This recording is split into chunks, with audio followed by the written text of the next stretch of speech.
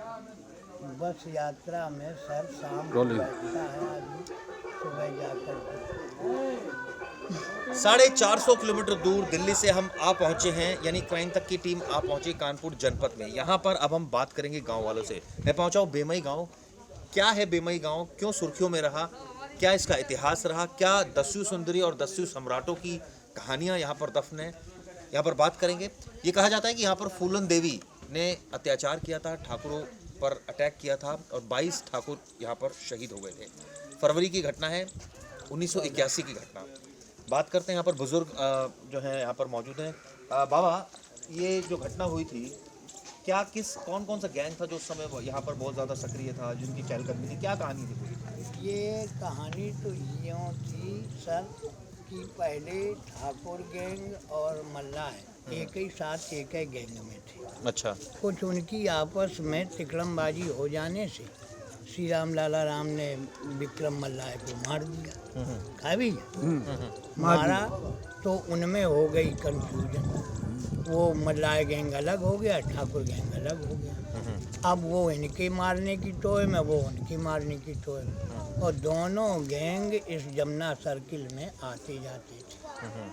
वहाँ यहाँ पर कोई पुलिस का साधन नहीं था, गांव में कोई हथियार नहीं था जो उनसे कुछ बिगाड़ या विद्रोह कर सके। और पुलिस आती थी, पुलिस की भी चोट सहते थे और बदमाशों की तो मारती ही थी। इस तरीके से अपना जीवन निर्वाह करते थे। कहने भी जाते थे तो दरोगा लौट के मारते रहते।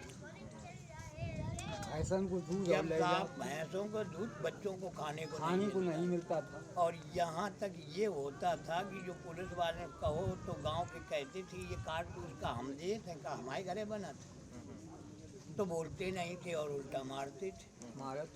ये यहाँ तक ऐसा चलता रहा, गांव बेबस हो गया। तब उन्होंने सोचा, इनकी 1-2 बार मुठभेड़ भी हुई मल्लाह और ठाकुर गैंग। मल्लाह इसके बाद उन्होंने सोचा कि बेमई गांव जो है ठाकुर गैंग को पनाह देता है। अच्छा। इस कारण से ये मल्ला गैंग ने सोचा ये? हाँ। अच्छा। और यहाँ होंगे, हो सकता है इसी गांव में हों भी। तो उन्होंने शाम को 4 बजे अटैक बोल दिया। पूरे गांव में करीब 40-50 आदमी पूरा गांव में। और वहाँ बदमाश कोई था ही नहीं। गांव के लोग जो मिले उन्हें इकट्ठा किया, इकट्ठा करके ले जा करके जहाँ शहीद स्मारक बनी है वहीं पकड़ाए दो बंदूकों से।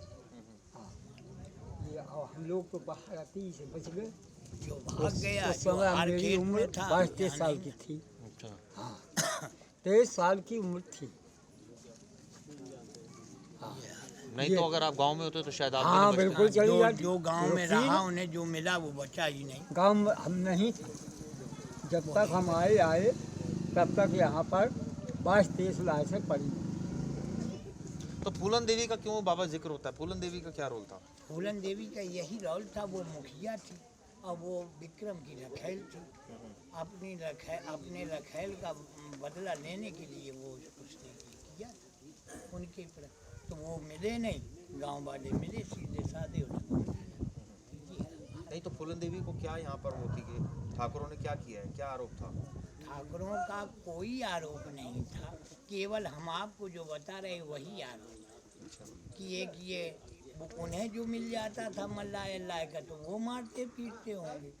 तो इन्होंने सोचा कि हम और 2-4 गैंग अपने इकट्ठा करके, मुस्तकीम गैंग था, रामावतार गैंग थे और उनका गैंग था, 3-4 गैंग मिलके 40-50 आदमी हावी हो गए गाँव बस। और ये नहीं है कि जो कहते उसके साथ अभद्रता का व्यवहार किया। फूलन देवी जिंदा थी, सांसद बनी थी। उस समय हम लोग गए थे उसके पास जब मुलायम सिंह ने उन्हें टिकट देकर भदोही से बनाया था। तब वो बाल बच्चों वाली थी, उससे कहा था कि ईमानदारी से बताइए तुम्हारे साथ गांव वालों ने ये किया? तो वो क्या कहती थी, हमारा ये गलत लगाया है लोगों ने। बैंडेड क्वीन में जब ये निकाला है वो स्वयं थी, अब तो वो मारी गई। नहीं, उससे पूछ लिया जाता कि गांव वालों ने ऐसा किया है? नहीं किया था।